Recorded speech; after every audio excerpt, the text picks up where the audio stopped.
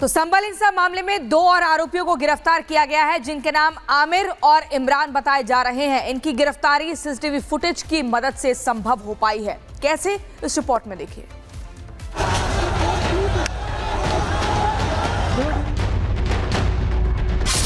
चौबीस नवंबर संभल में 24 नवंबर को भड़की हिंसा के आरोपियों पर पुलिस का चाबुक लगातार चल रहा है। पुलिस अब तक 58 उपद्रवियों को सलाखों के पीछे पहुंचा चुकी है। सोमवार को पुलिस ने आमिर और इमरान को धर दबोचा। ये दोनों भी हिंसा वाले दिन पत्थरबाजी और आगजनी की घटना में शामिल थे। पुलिस ने दोनों ही आरोपियों की पहचान सीसीटीवी से की है, जिसके बाद दोनों को गिरफ्तार किया गया। फरार आरोपियों की तलाश जारी है और पुलिस का दावा है कि जल्द ही हिंसा के सभी आरोपी सलाखों के पीछे होंगे। थाना कोतवाली संभल क्षेत्र में विगत 24 नवंबर में हुई हिंसक घटना के संदर्भ में 2 अभियुक्तों को गिरफ्तार किया गया है। गिरफ्तार अभियुक्तों के नाम मोहम्मद आमिर अंसार पुत्र अंसार एवं इमरान पुत्र अली विराज निवासी कोटगरवी हैं।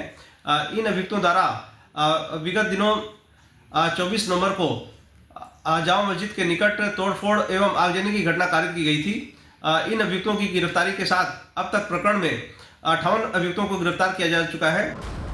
संभल हिंसा में शामिल आरोपियों की धरपकड़ जारी है।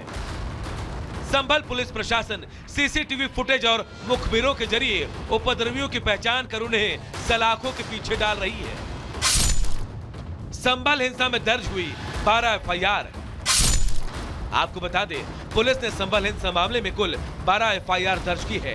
गिरफ्तार लोगों में 14 साल की उम्र से लेकर 72 साल के आरोपी शामिल हैं। कई आरोपियों पर गंभीर धाराओं के आरोप लगाए गए हैं। वहीं एक एफआईआर में पुलिस ने सांसद जियाउर रहमान बर्क और स्थानीय विधायक के बेटे सुहेल इकबाल पर लोगों को भड़काने का आरोप लगाया है।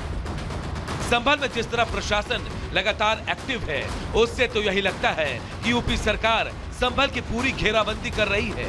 हर रोज पैमाइश हो रही है।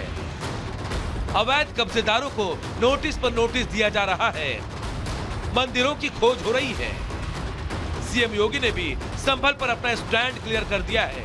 संकेत साफ है, संभल पर योगी ना रुकेंगे ना थमेंगे। वहां का माहौल इतना तनावपूर्ण किसने बनाया था? ये पत्थरबाज कौन थे? एक भी गिरफ्तारी बिना साक्ष्य के नहीं हो रही है। और याद रखना, जिसने पत्थरबाजी की होगी, जिसने माहौल खराब किया होगा, उसमें एक भी बचने वाला भी नहीं है। एक भी नहीं बचेगा। वहीं संभल में आजादी के बाद से जिस तरह हिंदुओं का उत्पीड़न होता रहा, उसे भी सबके सामने लाने की तैयारी है।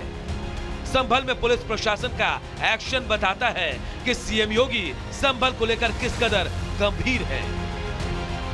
Bureau report, Republic Bharat.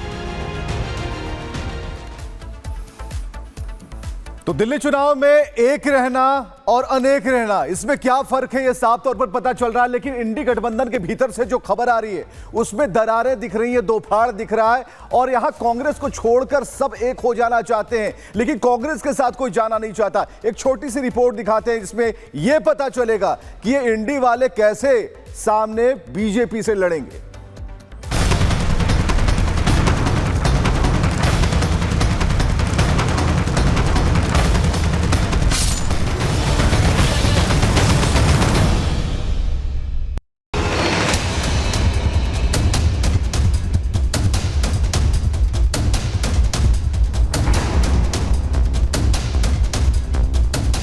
Delhi की लड़ाई इंडी में गरमाई। सियासी सवाल राहुल वर्सेस केजरीवाल। इंडी में दरार अब आर या पार। दिल्ली विधानसभा चुनाव की लड़ाई में मुकाबला भले ही त्रिकोणीय ना हो, लेकिन राहुल गांधी की एंट्री से यह और ज्यादा रोमांचक होता जरूर नजर आ रहा है। और इस बात की भी तस्दीक हो गई है कि अब दिल्ली चुनाव में इंडी गठबंधन का द एंड हो गया है। राजधानी के रण में राहुल गांधी ने कांग्रेस की ओर से मोर्चा संभाला तो सबसे पहले इंडी गठबंधन के साथी अरविंद केजरीवाल पर जमकर निशाना साधा। राहुल ने केजरीवाल पर करारा प्रहार करते हुए आरक्षण और जातीय जनगणना को लेकर चुनौती दी। केजरीवाल जी से पूछिए और उनसे कहिए कि वो रिजर्वेशन बढ़ाना चाहते हैं और वो जाति जनगणना करवाना चाहते हैं। केजरीवाल जी ने बहुत बड़ा प्रचार किया, भ्रष्टाचार मिटा दूंगा, पेरिस बना दूंगा। अब देखिए हुआ क्या।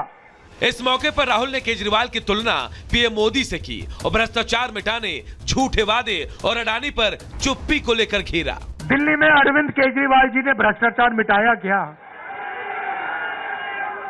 मिट गया।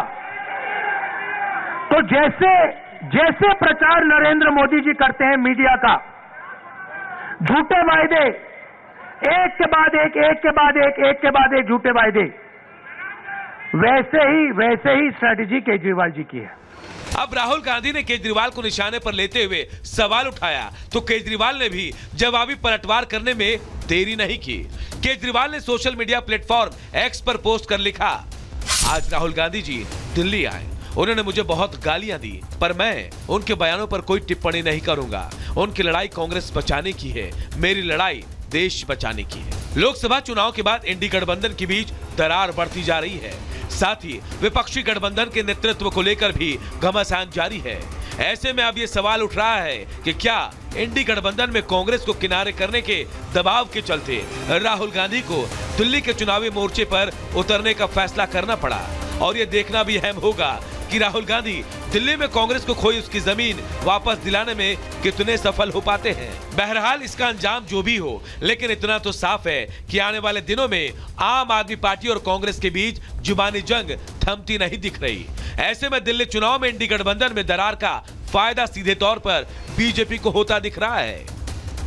Bureau report, Republic Bharat. और इसी खबर पर हमारे संवाददाता गणेश हमारे साथ जुड़ गए हैं। गणेश, इंडी गठबंधन जो एक जमाने में एक दूसरे की तारीफ के कसीदे पढ़ने में कोई कसर नहीं छोड़ता था, अब दो फाड़ की स्थिति दिख रही है, एक दूसरे पर जबरदस्त तरीके से आरोप मढ़ रहे हैं। देखिए, जिस तरीके से विधानसभा चुनाव की तारीख नजदीक आ रही है, जो इंडी गठबंधन एक गठबंधन बना था, उस गठबंधन में किस तरीके से गांठें एक के बाद एक उसमें टूटने लगी हैं। अब सबसे पहला उदाहरण देखिए, जो कांग्रेस के दिल्ली इकाई के लोग थे वो लगातार दिल्ली सरकार है यानी आम आदमी पार्टी पर निशाना साध रही थी, लेकिन जो राष्ट्रीय इकाई है उस पर उस तरीके से निशाना नहीं साध रही थी। लेकिन कल राहुल गांधी की जिस तरीके से रैली होती है सीलमपुर में, एक के बाद एक वो दिल्ली के आम आदमी पार्टी के जो राष्ट्रीय संयोजक अरविंद केजरीवाल पर जिस तरीके से कहते हैं भ्रष्टाचार मिटाने के लिए आए थे, तमाम वादे किए थे, दिल्ली के सड़कों को पेरिस बनाने की बात कही थी, हम तमाम चीजें स्वास्थ्य सुविधा ठीक करने की बात कही थी। लेकिन अब इन्हीं बातों को लेकर जो आम आदमी पार्टी के राष्ट्रीय संयोजक अरविंद केजरीवाल है, उन्होंने कहा कि राहुल गांधी ने मुझे बहुत गाली दी, मैं उनको जवाब नहीं दूंगा। और वो उसके बाद उन्होंने ये कहा कि बीजेपी और कांग्रेस की दोनों की साठगांठ अब पर्दे के सामने आने लगी है। यानी क्योंकि है साफ तौर से जो गठबंधन एक बना था वो गठबंधन यूं कहे कि दिल्ली विधानसभा तो यहाँ पर साफ तौर पर टूट नजर आती है। गणेश, बहुत बहुत शुक्रिया हमसे बातचीत करने के लिए। तो